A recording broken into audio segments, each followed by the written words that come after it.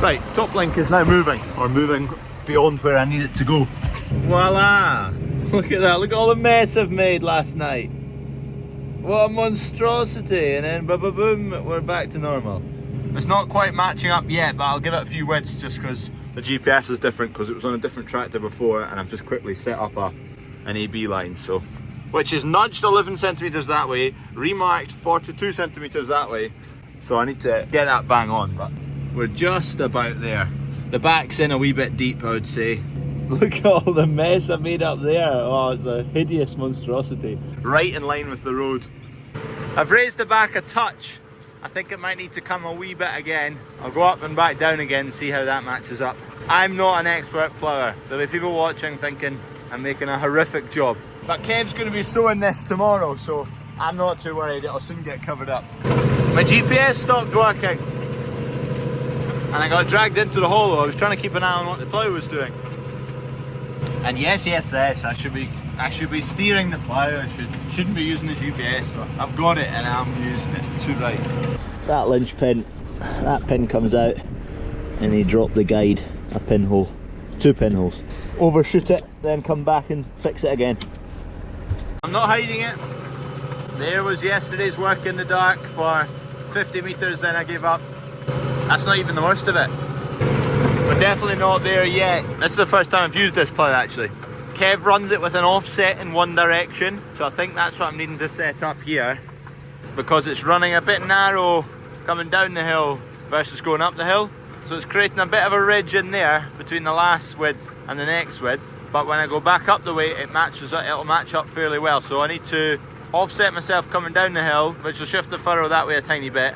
We'll get down the bottom, we'll turn around and come back up and see how that's going, and then we'll figure out whether we can set an offset that's going to work. Coming back up the hill now, see it's matching fairly well. So I need to chuck in a wee offset coming down the hill, which will then affect coming back up the hill or so. I think I could win some prizes with this. Roughest ploughing in Scotland. My first stone with the new stone grape.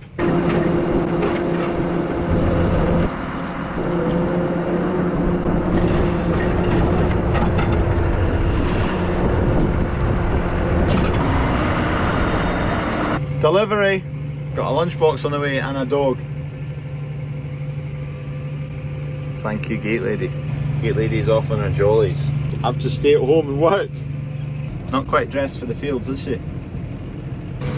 Top end of this field is a bit more chuck ground than down there. It's a lot nicer down there.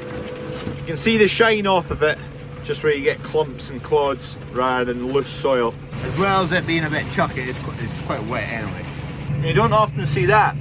3 buzzards together. 1, 2, 3. Is that a family? Are they just pals? A bit of a sticky wet patch. Don't know if water's bubbling up or if it's just coming across from that field. The rest of the field's been fine, but yeah, there's definitely significant water in this patch.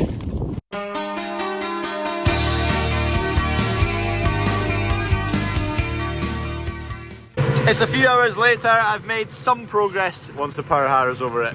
Happy days. All you ploughing gurus, I don't want to hear it. It is not a skill I have honed. Jesus, the sooner Kev gets that covered up and sown, the better. Did you meet your fortune teller? Get it off with no propeller. Do it up, it's on with Stella. Sun's disappearing, I finished ploughing over there. I started here, but it's a bit firm, so I'm just subsoiling out. This is where there's tulips going in here. Just another couple of widths and I'm done.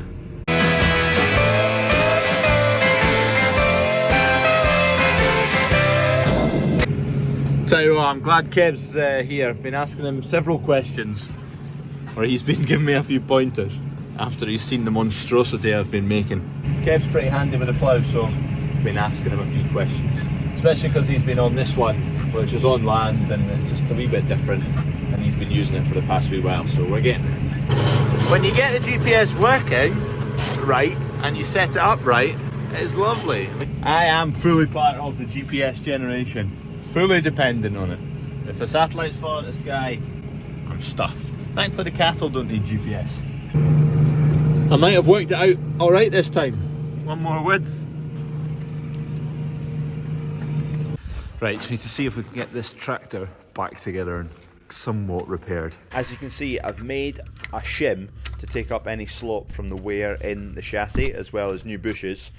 This is all going to get stripped again, and we're going to get it properly done, line bored out, and bigger bushes. But we're needing to get the tractor used this week to get sewing in, so kind of botching it as best I can. Hard down.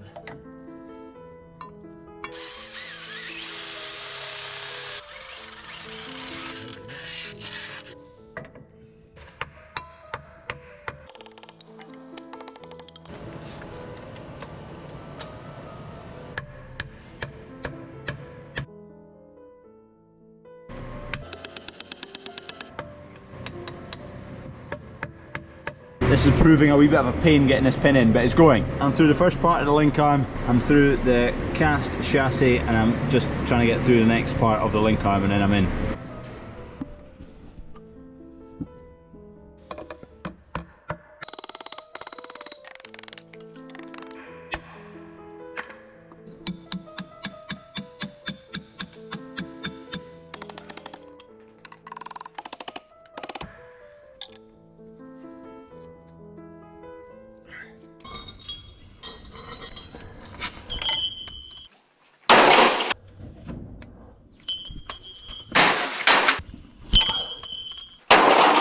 Okay, we are reassembled.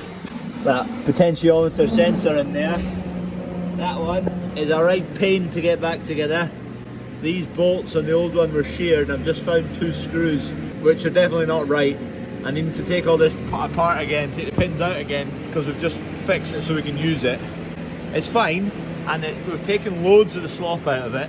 When I was yanking on there was loads of slop in that pin there, so we've taken a lot of it out. But it's not a proper job, it's just a bit of a botch for now. Spoken to a line bore guy who'll line bore that, put in bigger bushes. The issue is he needs it for quite a while because it's cast. He doesn't want to weld onto it for his line borer to work, so he needs to make up plates and whatnot for it, so that's why it's going to take a bit longer. New pins for that, I got quoted for them. Each pin costs 275 quid, so basically 300 quid a pin. So I've spoken to an engineer down the road. I need to drop the pins off next time we strip that, and he might be able to fix them up and put them in a lathe, weld them up, line them down. I assume there'll be quite a high carbon content on the pin. I don't know whether it's going to work that well, welding them up and lathing them back to size rather than spending £300 per pin. Righty ho, one more job to do. Grubber needs put on that tractor that we've just fixed, stone grip on the front, then needs to go to yard 2, then we need to go and pick up malt for tomorrow morning to take to the brewery to make Bandit beer. Diesel stop, AdBlue stop, stone grapes on. This one looks like a wee peanut compared to the big one. I need to make a bracket for these weights so we can quickly whip them off, so if we go rolling we're not running around with lots of weight on the front. Bracket made for that, and then we're all set up on the front end stone grape wise for everything. Murray Machinery this is, although the sticker's seen better days. We've got another Murray Machinery piece of kit on the way actually. You'll see it soon. It's for the forklift. Have a guess down below what you think it is. Dad's fetched the flatbed so we can get some malt on it, so we can make some sweet, sweet nectar. How many litres should these filters be doing? Because realistically we're only getting 20,000 good litres out of it. That's done 33,000 that filter, and I would say it's slowing down anyway. As in the flow rate, it's getting a bit gunged up. AdBlue, every farmer's favourite liquid. Sunday today. Kev's out sowing, finished up a field of wheat this morning. That was the Endrick I was ploughing. Kev's just finished that behind me. He's now sowing winter barley, should get pretty much finished that tonight. I'm shifting this tractor and whatnot for Dunk tomorrow so he can go grubbing. I need to take the malt to St Andrews Brewing tomorrow morning. Okay, the front lift seems to be working properly now. Wasn't working properly for a while, it was a bit temperamental, and it was because of the potentiometer which is down in there. I got a new one from Agricar. I've got a new spot to park this tractor in here. I'll do the job. Hope the boys didn't drop any tech screws or they'll be in my tyres. Okay, malt time in the shed. Dad's going to reverse in, and here we have some malt. This barley was harvested last year, malted by Crisp Maltsters. And I've got 500 kilo of this for the beer.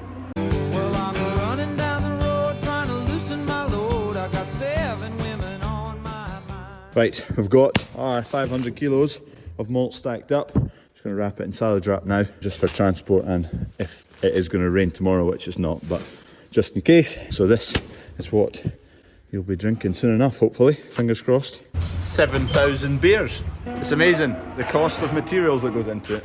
Fairly minimal. I mean, that pallet was, what was it, 400 quid or something for 500 kilos of malt. And then you've also got water on top of that. You've got some hops and whatnot, but it's the time and the tax. If you've not already, please subscribe.